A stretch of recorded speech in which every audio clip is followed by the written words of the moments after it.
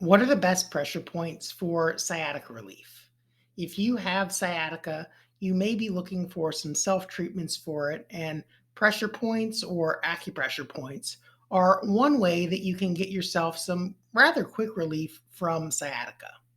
Hi, I'm Dr. Dave Candy, and in this video, I'm going to explain some common pressure points or acupressure points that are related to sciatica, how they align with a little bit more of a Western medical philosophy, as well as some techniques that you can use to self treat those pressure points so that you can get some relief from your sciatica symptoms.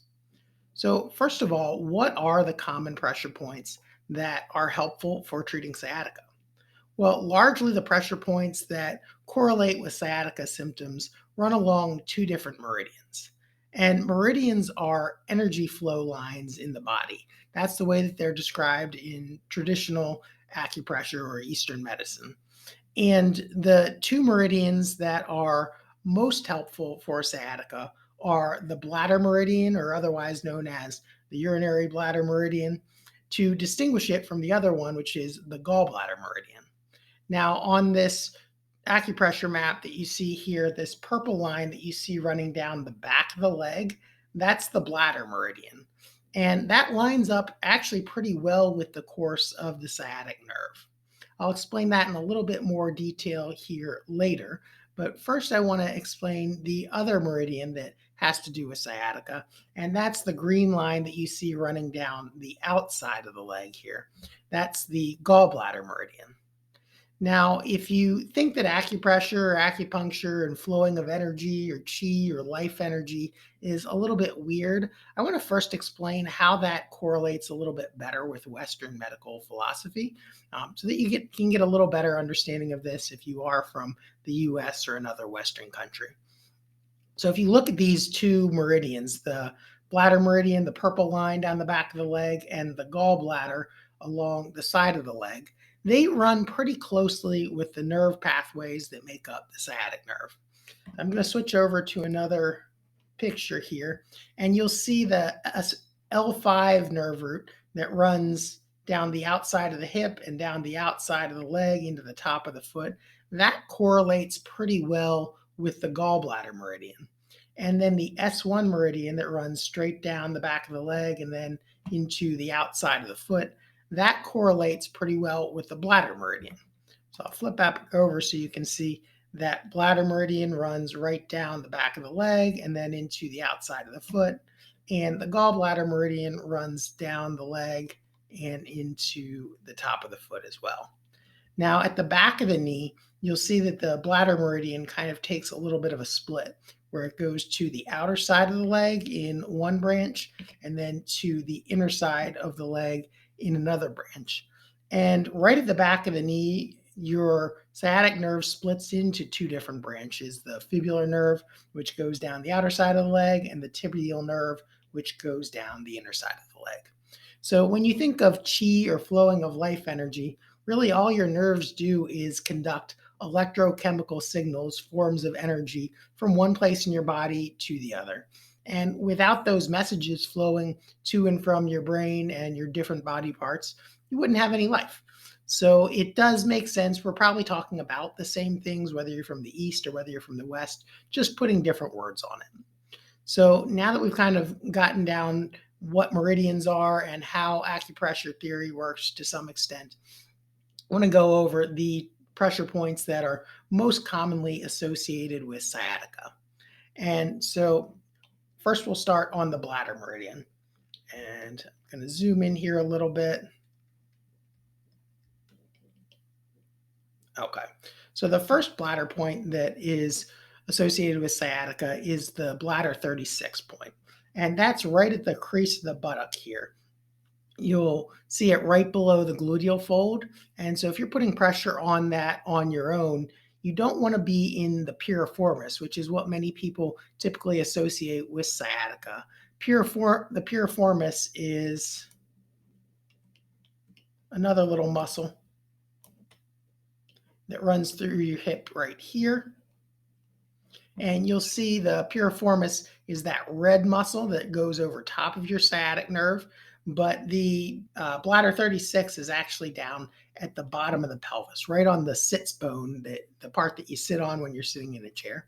And so sitting on a tennis ball right at the base of that sit bone, not over the piriformis itself, where a lot of people typically will use it, but over the base of the buttock is a good way to help treat the bladder 36 pressure point. And I'll show you how to do that here in just a second.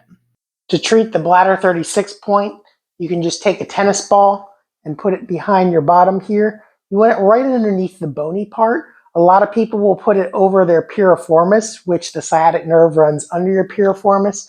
But for this purpose, you really want it more underneath the bony part. That way you don't irritate your sciatic nerve. Just move around so you can feel that ball under the bony prominence of your buttock, and then sit there with a gentle pressure for about 2 to 3 minutes. So the next pressure point on the bladder meridian that we'll talk about is the bladder 40 point.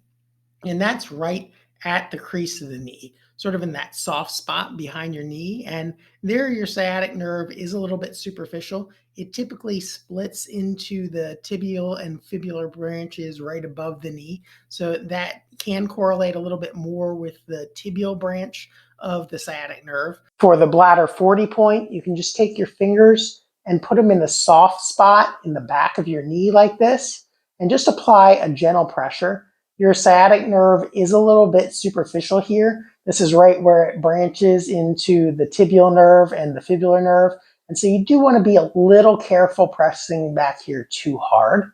There's also a band that you can put on by TENEX called the Sciatica Relief Band. It just has a little nodule that goes in the back of your knee. And you put it on with that nodule right in the soft spot in the back of your knee, and then strap it around. It just applies a gentle pressure. Again, you don't want to get it too tight. And that nodule just should be right in the soft spot in the back of your knee there.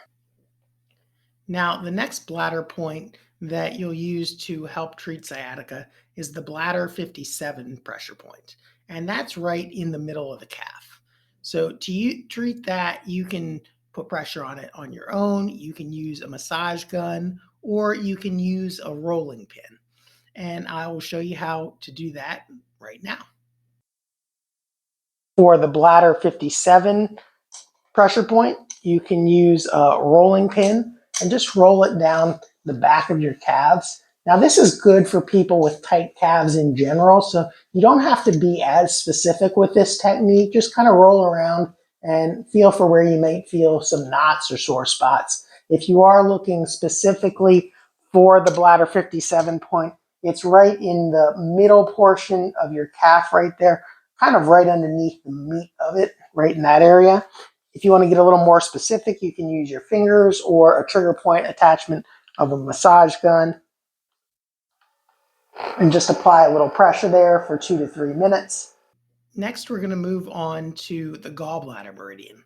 And that's the green line that you see running down the outer side of the leg. Now, the first pressure point on the gallbladder meridian that is typically helpful for sciatica is the gallbladder 30 point. And that's the one right on the outer side of the hip or the outer side of the buttock that you see there. It correlates pretty well with the gluteus medius muscle. And if you look at this referral diagram, this is from Travell and Simons, kind of the people who described trigger point theory originally. This shows the trigger points in your hips, and those trigger points are the X's that you see on the diagram. The red areas are the referral patterns where those pressure points refer pain. And those correlate pretty well where that gallbladder 30 point is. So when you're treating the gallbladder 30 acupressure point, if you're looking at it from more of a Western medical perspective, I think what you're really kind of doing is putting pressure on that gluteus medius trigger point. And I'll show you a few ways that you can do that right now. For the gallbladder 30 point, that's right on the outside of your hip behind the bump of it. So if you go right there and come right behind it, that's sort of a deeper area, so using a massage gun on that area can be helpful. And again, just apply pressure for about 2 to 3 minutes with the massage gun. The last gallbladder pressure point we'll talk about is the gallbladder 34 point. And that's right below the knee crease on the outside, right where your two lower leg bones, the fibula and the tibia, join together. That tibiofibular joint is where the fibular nerve runs down the outside of the leg, and it kind of splits into two branches. The superficial fibular nerve, which goes down the outer side of the leg and into the outer side of the foot, which you see on that little green line there, and then the deep fibular nerve, which runs down deeper in your leg and innervates the top of your foot and the big toe.